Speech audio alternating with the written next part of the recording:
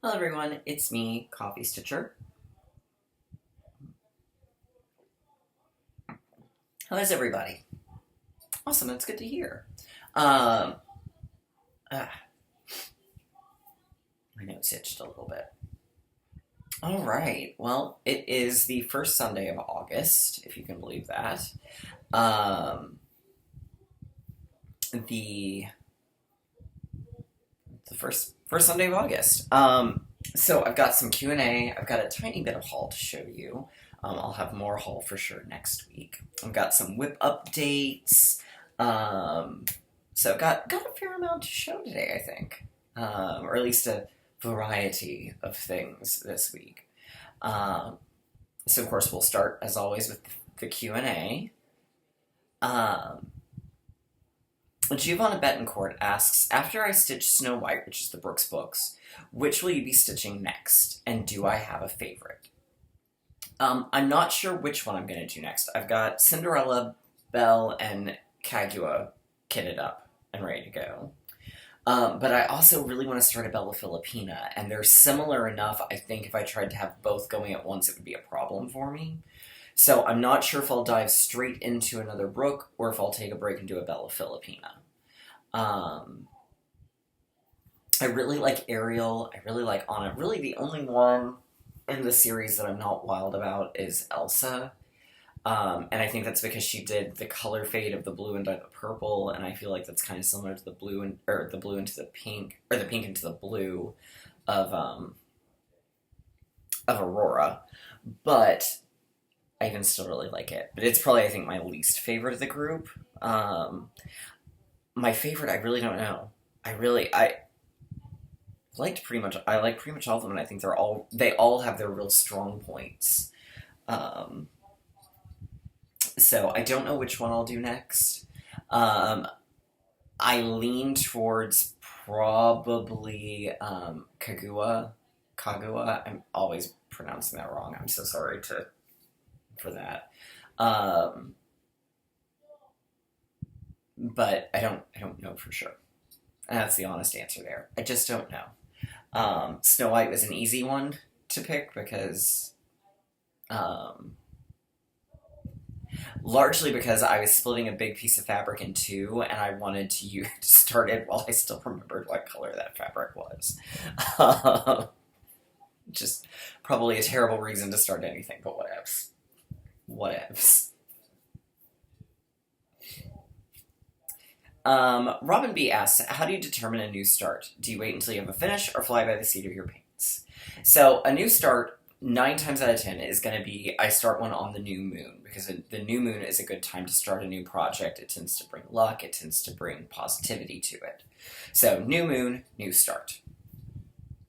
Now, what I start on the new moon, unless there's something specific where I've got a reason to start it, like for instance, this month I'm going to be starting a Bob's Burgers piece for my cube mate for her birthday in October. So that should give me enough time to get it finished, because it's not terribly big.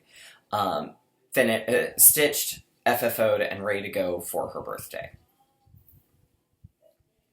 Um,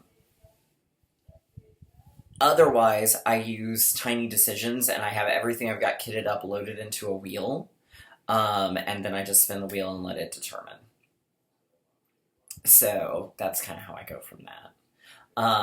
Occasionally there will be something that comes along that I just immediately feel a need to start, or I'm just really needing a start. Or like a new Sal will begin, and then I'll begin when that starts. So, but by and large, I try to stick to new moon, new start. And it's worked pretty well for me, actually. Um, Stitchy Natty asks, what's your favorite way to FFO a project and why?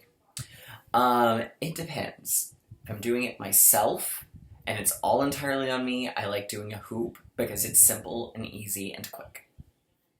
If I'm framing something, I use tapes to my LNS, however, they have discontinued framing services.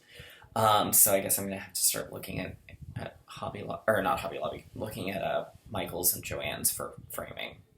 Probably Michael's. But my personal favorite way to do it is to send it to Oliver and let him decide how to finish it for me. I think only once or twice have I ever, like, since I think of the big batch that I sent him, I've got some coming back soon. The last two, and then I'll send him a new round. Um, Obviously, there was a stocking that I wanted finished as a stocking, because why else would I stitch a stocking if I didn't want it finished as a stocking? I think the only one I gave him any, like, clear direction on was Three Musketeers, how I wanted it done. Um, oh, and the Frosted Pumpkin Halloween candy one. And that was because I had the kit for it. Otherwise, I wouldn't have cared. But it had a kit, so I wanted it finished like the kit. But otherwise, yeah, I tend to just say, here, enjoy. Show me what you got. And then he does an amazing job. So, in fact, he will very likely... yeah.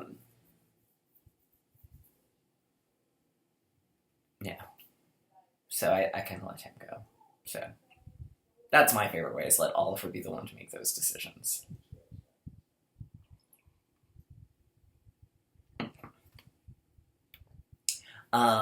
Rose City Stitcher asks, says, I'm stitching Dorothy's Discovery, and it calls for Garden Gate Gentle Arts wool for Toto. How many strands do I use, and do you have any tips for using it? Unless you're doing, like, something weird like 11 count Eta, one strand is perfectly sufficient. It's going to give you the right amount of coverage. I usually, instead of doing a full 18 inches, will sometimes do a little bit shorter on it.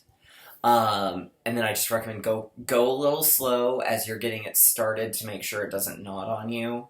But otherwise, it really stitches just like regular floss. Like, it's not one like the fuzzy fibers or anything like that where you have to do anything special to it.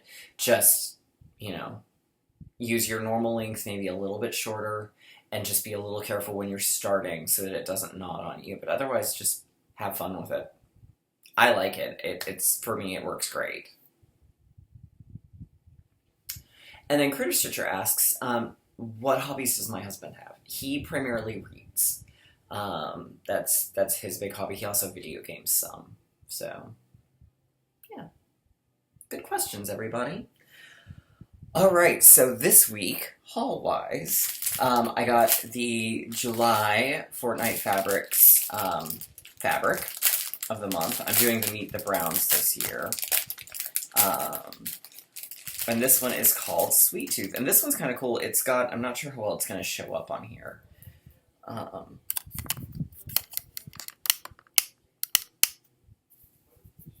Not terribly well. It is a brown, but it's got some grays running through it. So it's showing up more brown on here. It's actually more gray in person. But it's a real nice sort of brown with some gray running through it. Which makes it kind of cool. Makes it a good one for like Halloween or something aged. So as always, the guys knock it out of the park.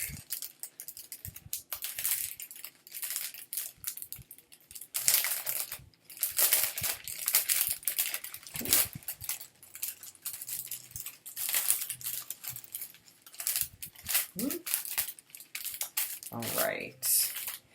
And then I picked up I already had one, but that showed up super cheap on eBay, so, and then when it arrived, it came kind of bent, so now I have one that I can open and stitch. But another one of the Bucilla needle crafts from the 70s. This is the Wizard of Oz crib sheet and pillowcase. So it's the four friends on the sheet and the Emerald City on the case. So, yay, needleworks.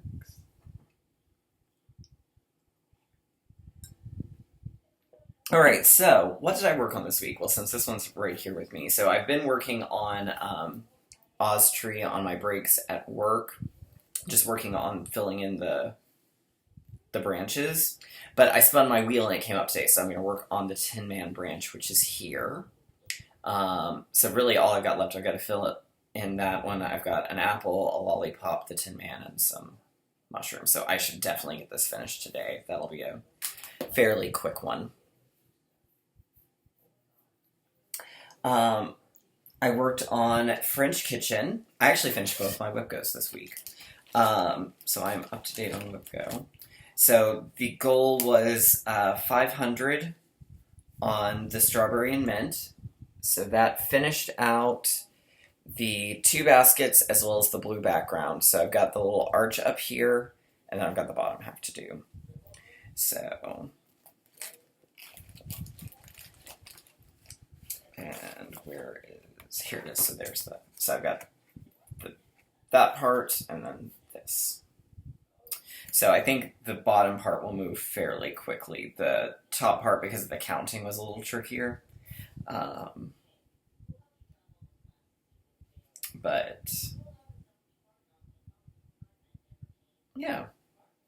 So I'm definitely enjoying this one, and I look forward to seeing it all together on one. So this one's by Hands On Design and Summerhouse Stitchworks, and I'm doing it on Fairy Ring from Fortnite Fabrics. And I converted, the majority of it is, actually this one's all classic colorworks. I think I've got 1 or 2 general arts that show up in some of the others, but predominantly I went Week Style Works to classic colorworks. All right. Last weekend, I got some progress on Haunted Library. This is on Rosalind from Under the Sea Fabrics. So I got...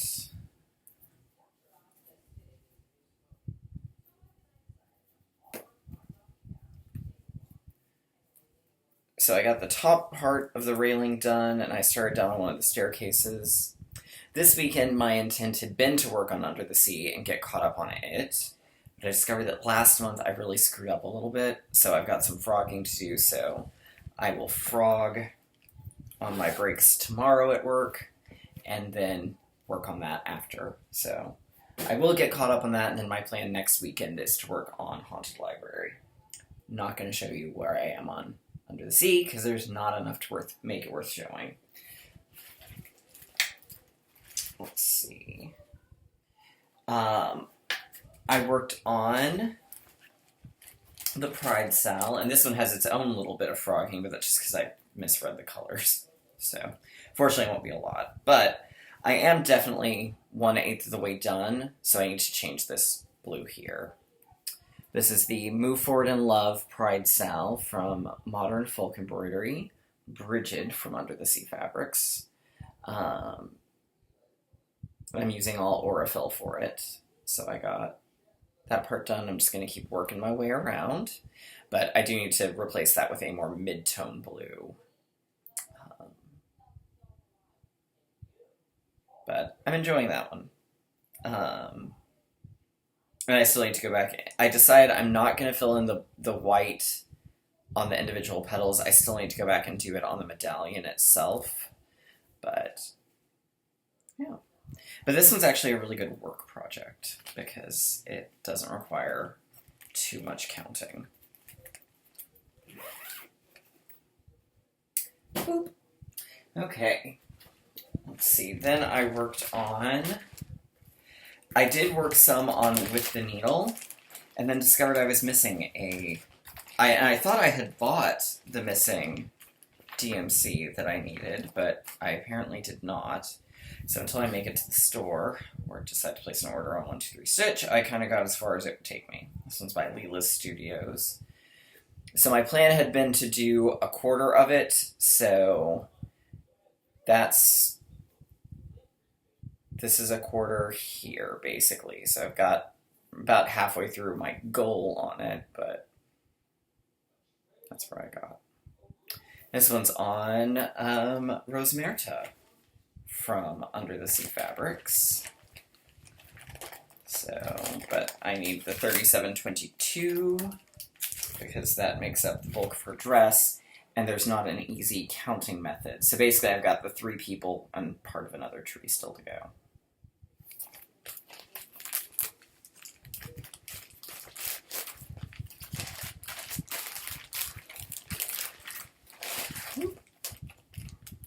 So it'll come back out once I get 3722. And then, as I said, I also worked on my other whipcoat which was Snow White from Brooke's Books. So a little more than what I was supposed to do, but I got all of this, the 676 and the bottom half of the apron done, this part of the apron done, and then I'm working my way over there. So the plan next month, I think, will probably be to finish the apron up. So, and then once I get the apron done, then I can I can work more on the cape, I can work more on the dress, the skirt itself. There's a lot of pretty embroidery thingies going on down here, so I'm looking forward to getting some more in on this one. I think I've kind of decided I may not do the crown for her on this one. We'll determine that when it gets a little closer to. So, yeah. So anyway, I am going to go work on Oztree. Yeah. So, I do know my schedule is going to be changing up a little bit on me. I'm about to start studying for a license at work, so that's going to eat into the stitching time some. So for the next little bit, if I don't do every week, don't be surprised, because I may not have enough to show at the end of the week. But if I do ultimately end up, what's going to determine a little when I start my studying is if I get into the official study group or not. But that's its own separate story. So anyhow, yeah, so if you don't see quite as much from me, that's why. At least for a little bit. Anyhow, I hope everyone has a terrific week, and I will see you all next time.